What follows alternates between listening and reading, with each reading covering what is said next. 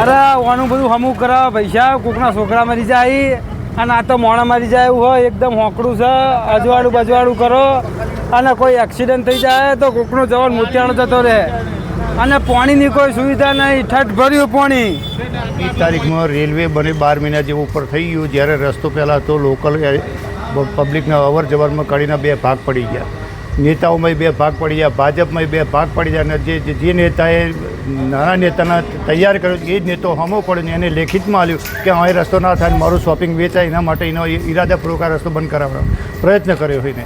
નમસ્કાર મિત્રો, કડીની અંદર વિધાનસભાની પેટા ચૂંટણીના પડઘમ વાગી રહ્યા છે. હરેક પક્ષના લોકો પોતાના ઉમેદવારને જીતાડવા માટે એડી ચોટીનું જોર લગાવી રહ્યા છે. એવામાં કડીને સાંકળતો અને કડીની લાખોની જનતાને એટલે કે લાખો મતદારોને સતાવતો પ્રશ્ન છે અહીંના ભૂલ ભૂલૈયા ભરેલા રેલવેના અંડરમાર્ગ જે બનાવવામાં આવ્યા છે તેનો. એ પ્રશ્નને લઈને અહીંની પ્રજા તમામ પક્ષના નેતાઓથી નારાજ છે. ખાસ કરીને ભારતીય જનતા પાર્ટીનું અહીં આગળ જે વર્ચસ્વ રહ્યું છે એને લઈને અહીંની જનતા ભારે પરેશાની ભોગવી રહી છે. અનેક આક્ષેપો અહીંના ભાજપના નેતા ઉપર થઈ રહ્યા છે. હવે પ્રશ્ન મહત્ત્વનો એ છે કે બહુચરાજીથી જે રેલવે લાઇન અહીંથી જઈ રહી છે એ રેલવે લાઇનની નીચે એક રેલવે લાઇનને ઊંચી કરવામાં આવી છે. ત્યાં આગળ સમતળ જે રેલવે લાઇન હતી એ ઊંચી થઈ જવાથી પાણી ભરાવાનો પ્રશ્ન બન્યો છે. એ સાથોસાથ અહીંના લોકોને અહીં ગરનાળામાંથી જવું હોય એક જગ્યાએથી બીજી જગ્યાએ તો ભૂલ ભલૈયા ભરેલા ગરનાળા બનાવવામાં આવ્યા હોવાથી લોકોને આવવા જવામાં પરેશાની થઈ રહી છે. તદુપરાંત ડિઝાસ્ટર મેનેજમેન્ટે કોઈ જાતની અહીં આગળ તકેદારી રાખી નથી, જેનું પરિણામ ભોગવવા માટે કડીની જનતાને મહા મુશ્કેલી વેઠવાનો વારો આવ્યો છે.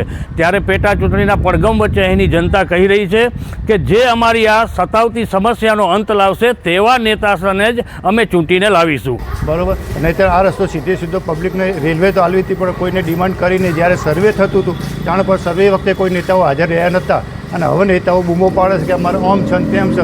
એમાં પાડાના વખતે પખાલીને ડોમ દેવાય છે.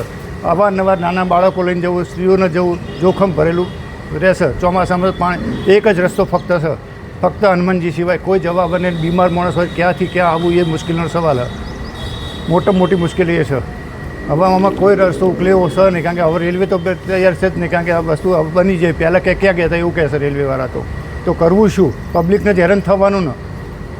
આ મોટી સમસ્યા આ 2 ભાગ પડી ગયા કડીના નેતાઓના 2 ભાગ પડી ગયા છે. એમાં પબ્લિકનો ખુદડો બોલાય છે. આજે આ રસ્તા ઉપર બેન દીકરીઓની આબરૂનો સવાલ છે. એક તો પહેલો બરાબર, નાના બાળકો વિદ્યાર્થીઓને જવા આવવામાં મુશ્કેલી મોટી ભય રહેલો છે. ક્યારે શું બને કોઈ નહીં. અને અહીંયા લુખા તત્વોનું સ્થાન અંદર ગંડાણું હંતાવાની જગ્યા મળે છે. ક્યારે લુખા તત્વો લૂંટીને ભાગી જાય એવી કોઈ ખાતરી નહીં એવી, અને નેતાઓને કોઈ કશું પડી નહીં. તો આ બાબતનું યોગ્ય ઘટતું થાય એવું જનતા માગી રહી છે. આ નાળાની અંદર પાણી ભરાવાથી જવા આવવામાં તકલીફ પડે છે બહુ વધારે, અને સ્કૂલનો ટાઈમ હચવાતો નહીં અને અંધારું બિલકુલ છે એટલે લેડીઝોને આવવા જવામાં બહુ ઘણી તકલીફ પડે છે. બરાબર, અને લાઇટો બધી બહુ તોડી નાખી છે અને 2-3 વખત બાઇક લઈને સ્લીપ ખવાઈ પડી ગયા કે કાકાને વાગ્યું હતું અને 2-3 વખત લાઇટો બી બંધ થઈ જાય છે. બરાબર, અને પાણી અત્યારે બહુ ભરાઈ ગયું છે. પાણી બાઇકમાંથી નીકળવામાં તકલીફ પડે છે.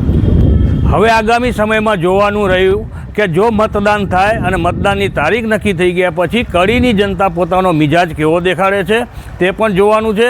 તદુપરાંત આ પ્રશ્નનું જો નિરાકરણ નહીં આવે તો સંભવત કડીની જનતા મતદાનનો બહિષ્કાર પણ કરી શકે અથવા તો આવનારા દિવસોમાં એક લડાયક આંદોલનના મંડાય તો પણ નવાઈ નહીં.